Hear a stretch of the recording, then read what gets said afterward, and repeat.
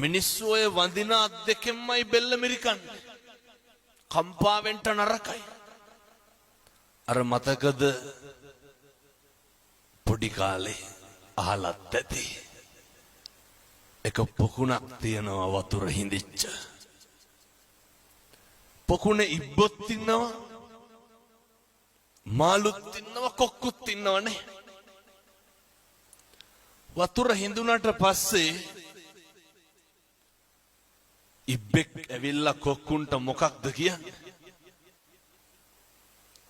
කොකෝ වතුර තියෙන තැනකට ගිහින් දාපන්. කොකා කියනවා ගිහින් දාන්න. ගමන ඉවර වෙනකන් කට අරින්න එපා. මේක හොඳ පණිවිඩයක්.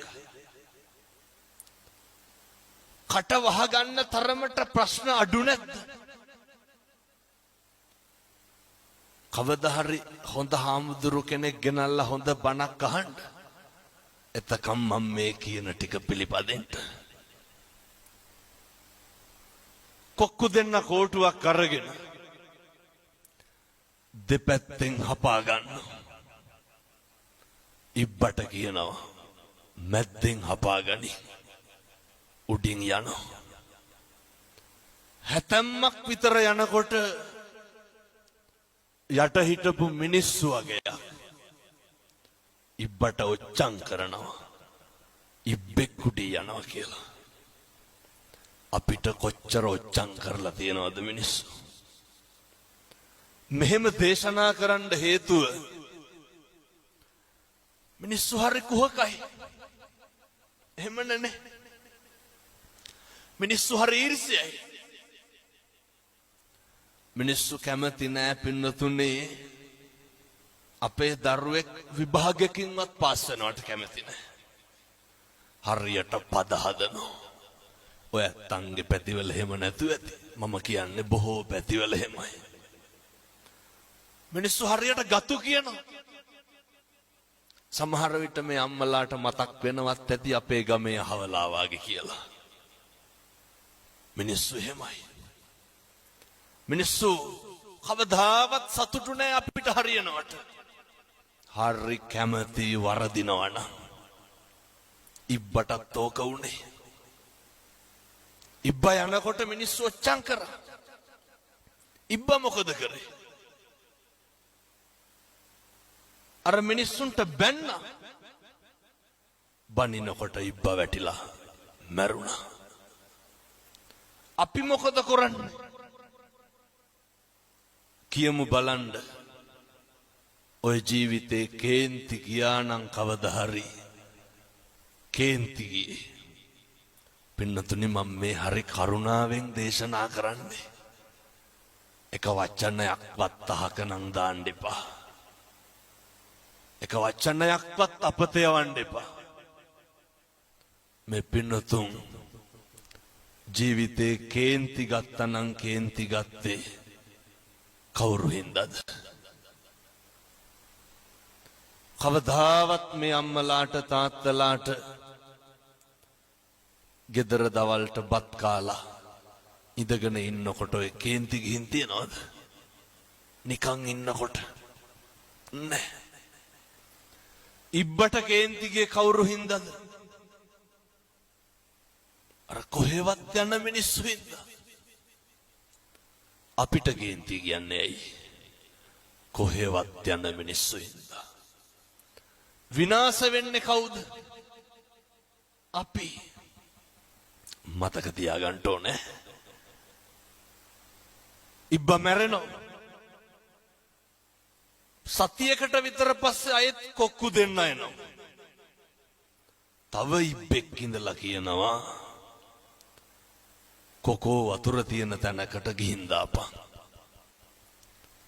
කොක්කු දෙන්න මොකද ඉබ්බට කියන්නේ? කවදාවත් ආයේ ඉබ්බෝ ට්‍රාන්ස්පෝර්ට් කරන්නේ ඇයි? ඉබ්බන්ගේ කටවල් හොඳ නැහැ. 1000ක් පොරොන්දු කිවිස්සනවා මොකේද? පොරොන්දු වෙනවා කොකෝ කට අරින්නේ නැහැ ගිහින් දාපන්. අයත් පරණ විදිහට කෝටුවක් අරගෙන දෙපැත්තෙන් හපාගෙන යනවා. හැතැම්ම දෙකක් විතර යන්න ඇති.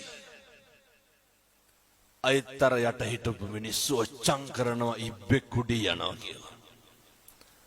අර ඉබ්බද කට ඇරි නෑ. අර කෝටුව තව ටිකක් හයියෙන් හපාගත්තා. දැන් පාඩුවේ යන අපිත් ඔහොම තමයි. අපි ඉවසනවද කරන්නේ කල්මරනවද කරන්නේ? අපි කියන්නේ ඔය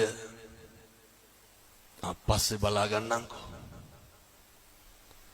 පස්සේ බලන්න යන්න එපා.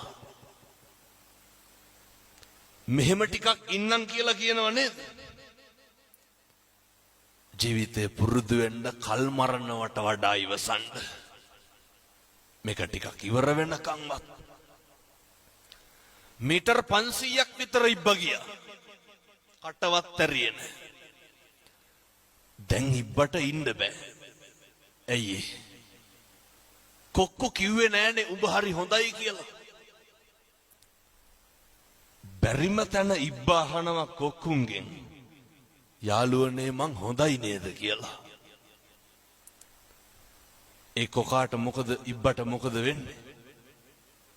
වැටිලා මැරෙනවා. පුරුදු වෙමු. ජීවිතේ මිනිස්සු ප්‍රශංසා කරන්න කටින්මයි නින්දා කරන්නේ. අපිට හොඳ නොකියපු කවුරුවත් බැනලා තියෙනවද? සැලෙන්න එපා. කම්පා වෙනවා කියන්නේ මොකක්ද? හෙල්ලෙනවා. චලනය වෙනවනේ. හෙල්ලෙන්න එපා. සේලෝ යතා ඒක ඝනෝ වාතේන සමීරති. එවං නින්දා ප්‍රශංසාසු න සමිච්ඡන්ති පණ්ඩිතා. පර්වතයක් වගේ ඉන්න. බණින එක කාගේ වැඩක්ද? එක අනුන්ගේ වැඩක් නේ. මොකටද අපි කුලප්පු වෙන්නේ? අපි හොඳයි කියලා හිතාගෙන හිටපු එවුම්මයි. එහෙම නැද්ද? හිතාගන්න බැරි නම් ඔය ඇත්තන්ගේ පවුල ගැන හිතන්නකෝ. හොඳට හිටපු මිනිස්සු නේද? කවදා හරි වින කරන්න. අපි උදව් කරපු උදවිය නෙමෙයිද? අපෙන් යපිච්ච පිරිස නෙමෙයිද? පුරුදු වෙන්න. මොකටද? හෙල්ලෙන්න එපා. උදව් කරන එක අපේ යුතුයකම. බුදුවරු අපිට උගන්වලා තියෙන්නේ අපේ තියෙන සත්පුරුෂකම දෙන්න. ඇල්ලතර වේදුරුවක දෙයක්වත් බලාපොරොත්තු නම් වෙන්න එපා.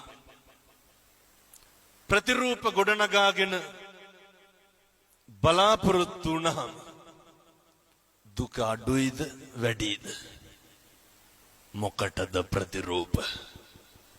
මිනිස්සු වෙනස් වෙනවා. දැන් ඔය මේ